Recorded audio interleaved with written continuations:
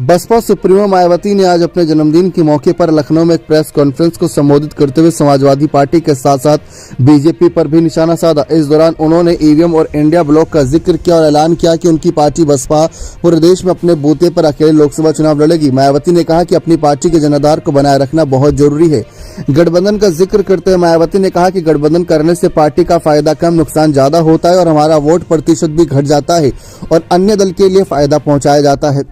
इसलिए अधिकांश party BSP से गठबंधन कर चुनाव लड़ना चाहती है। हमारी पार्टी अकेले ही लोकसभा चुनाव लड़कर बेहतर नतीजे लाएगी। हम इसलिए अकेले चुनाव लड़ते हैं क्योंकि इसका सर्वोच्च नेतृत्व एक दलित के हाथ में है। गठबंधन करके बीएसपी का पूरा वोट गठबंधन की पार्टी को चला जाता है, जबकि उस गठबंधन का वोट विशेषकर अपर कास्ट वोट बसपा को नहीं मिलता।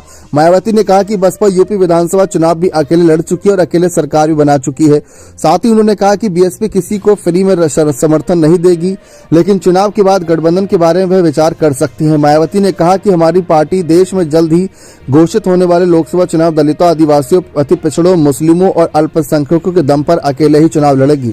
मायावती ने कहा कि आजकल की सरकारें नाम बदलकर घोषणा करने में लगी है जिनकी वास्तविकता से लेना देना नहीं है। बीजेपी कांग्रेस की सोच, सिद्धांत और जातिवादी सोच है। बीजेपी का नाम लिए बगैर निशाना साधते हुए कहा कि केंद्र और राज्य सरकार द्वारा धर्म और संस्कृति की आग में राजनीति की जा रही, जिससे लोकतंत्र कमजोर हो रहा है।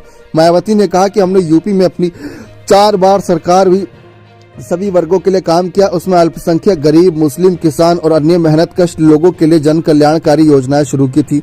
सरकारें नाम और स्वरूप बदलकर अपना बनाने का प्रयास कर रही हैं, लेकिन जातिवादी होने के कारण वह काम नहीं हो पा रहा है। रोजगार के साधन देने की बजाय फ्री में थोड़ा सा राशन देकर इनको अपना मोहताज बना रहे हैं, जबकि हमने अपनी सरकार के दौरान वर्तमान सरकारों की तरह अपना मोहताज नहीं बनाया, बल्कि सरकारी और गैर सरकारी क्षेत्रों में रोजगार के साधन दिए। उन्होंने कहा कि बहुजन समाज के लोगों और अल्पसंख्यकों से कहना चाहूंगी कि आपने रोजगार और मान सम्मान के लिए आगे आने वाली पीढ़ी के लिए आपके संतों, गुरुओं और महापुरुषों अम्बेडकर के रास्ते पर चलकर बीएसपी को मजबूत बनाना है। अयोध्या में प्राण प्रतिष्ठा के न्योते पर मायावती ने कहा कि मुझे निमंत्रण मिला है, इसका मैंने वहां जाने का फैसला नहीं किया क्योंकि पार्टी के काम में व्यस्त हूं, लेकिन जो भी कार्यक्रम होने जा रहे हैं हमें ऐतराज नहीं है, स्वागत करते हैं। आगे चलकर बाबरी को लेकर कुछ होगा तो हम उसका भी स्वागत करेंगे। मायावती आज अपना 68वां जन्मदिन मना रहे हैं। हमारे चैनल की तरफ से भी उन्हें जन्मदिन की ढेरों शुभकामनाएं।